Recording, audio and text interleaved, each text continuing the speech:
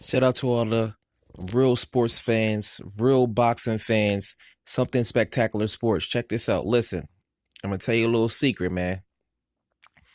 Oh, shout out to the new subs too. Shout out to the new subs. We grinding. We on the road to 1,000. If you like stuff like this, just smash the thumbs up and just subscribe. It helps the channel while it's new. How many subscribers I got? 13. I got more on my other channel, but I separate them. But this sports thing is real. Real recognized real. Look, Bud Crawford at 154. I'm going to break it down for you. Bud Crawford at 154. Skills pay the bills. We're going to look at Bud Crawford's traits that make him great, but also things that other fighters can exploit.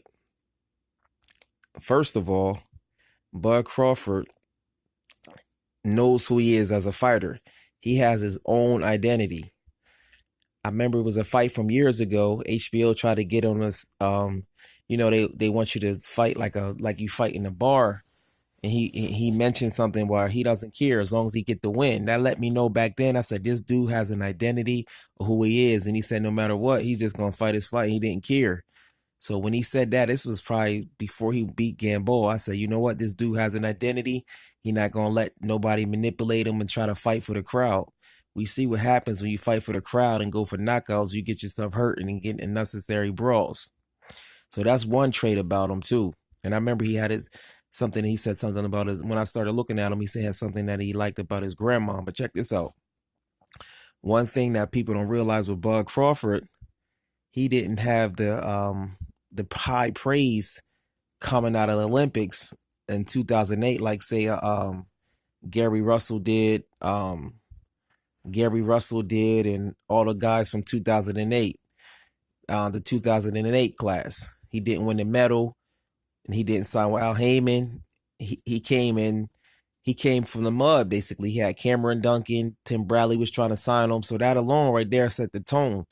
Also, he got the experience for fighting Danny and all the different people, Ugas and things. But one thing about Bud Crawford is he has a very great competitive streak. So that is great. And we all know this too. But as far as his technical skills, the fact that his ring generalship to me is the best.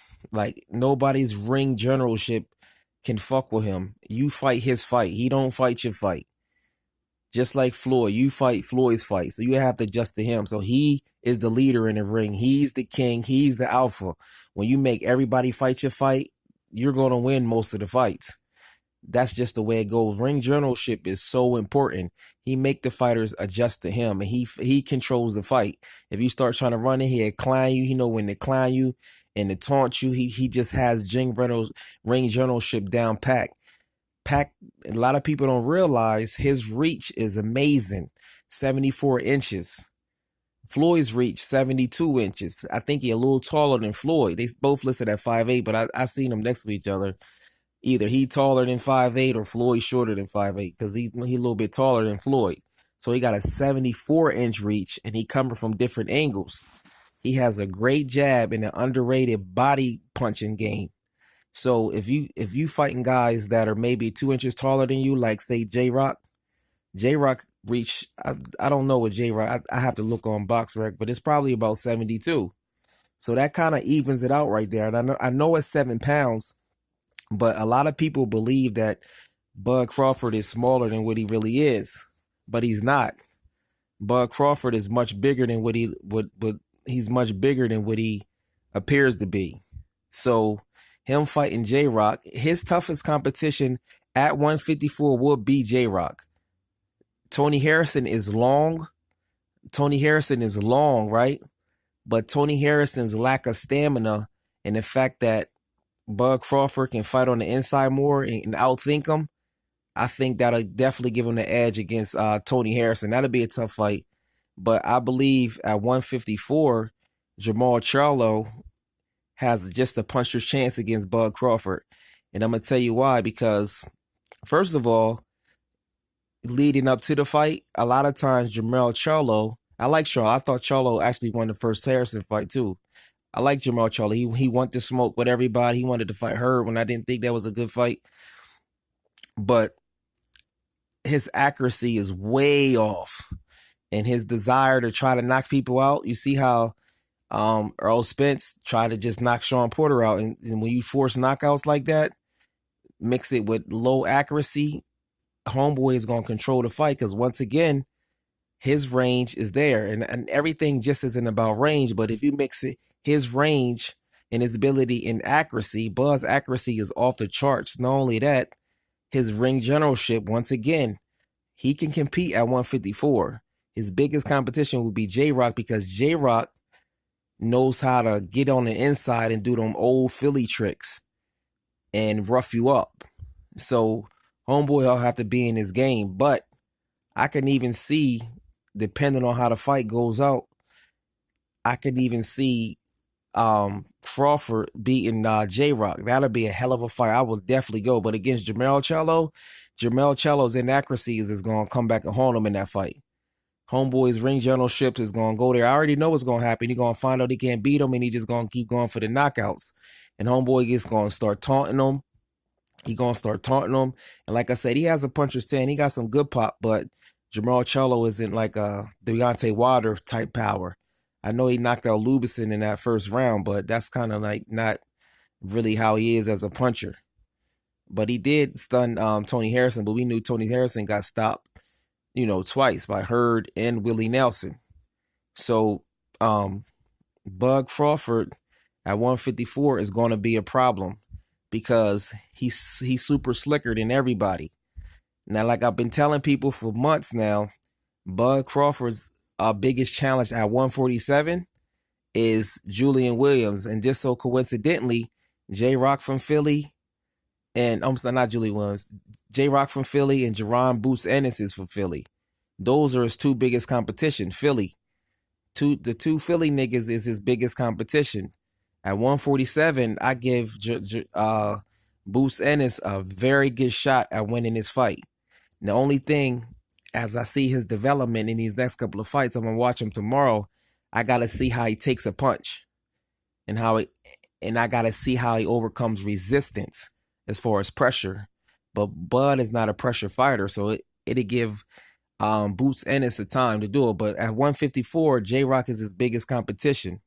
Now, another super dangerous fight for Bud at 154 is super dangerous, and a lot of people ain't going to say this, because I believe he's the biggest puncher at 154, is Erickson the Hammer Lubin. He's the biggest puncher at 154. A lot of people say, no. You see what he done to Ishe Smith? Listen, Ishe Smith had never been hit like that. And one thing about him, Erickson Lubin, even if you got the high guard, he has a way. He got long arms. He has a way of looping his punches around your high guard, so your defense is going to be on point. And I said I'll be at 154 though. Bud Crawford, margin of error as far as his defense. Bud Crawford's ring generalship is more of his defense. Bud can be touched. Especially with right hands. He can be touched with right hands. However, his margin of error, he's not going to really play with you. A lot of people say, getting ball hurt him, but he doesn't play with you. If you the type person that have to set your feet, like Jermell, he going to hurt you. Look, you see how tall Victor Postler was. He had to set his feet. He just confused him. So Charlo versus Crawford is going to look just like that. I'm telling you right now, it's going to look just like that. It's not going to be good for Charlo to take that fight. Tony Harrison may give him one for his money, but I think he'll outthink Tony Harrison. And once again, his ring ownership will come there. Because those are what win you the fight. It's about your game plan in your corner. You got Bo Mack. But Jrock Williams, with his ability to fight on the inside, and he can box, and his counter-punching ability, even in the fight where he got stopped by Jermell Charlo 160, his counter-punching game was amazing. Now, this one, I definitely see it going to the decision. Now, if Jrock get on the inside and start banging and make it rough on Crawford, it could be a problem. It can be a problem, but that's a future fight down the line that people hasn't really been talking about, because a lot of people don't realize. I can just tell that he can go up to 154. I know he can go up to 154 and fight, and I'm not a fanboy. I'm breaking it down for you as short, as real as I can get. His biggest competition at 154, I would say is Jrock for sure. But Tony Harrison, Jermell Charlo, they don't got a shot against Bud Crawford at 154. And his biggest comp at 147 is Jaron Boots Ennis. But I want to get your thoughts on that. How do you see Bud Crawford at 154? And like I said, I appreciate all the support. If you want to support, if you haven't already, smash the thumbs up, share, leave a comment, hit the subscribe button. It's your boy, Something Spectacular Sports. Bud Crawford at 154. Skills pay the bills. When your ring generalship is that amazing, and you fight your fight, you the leader in the ring, people responding to you, easy work. Any can make adjustments, any can switch it, any accurate, easy work. But I'm out.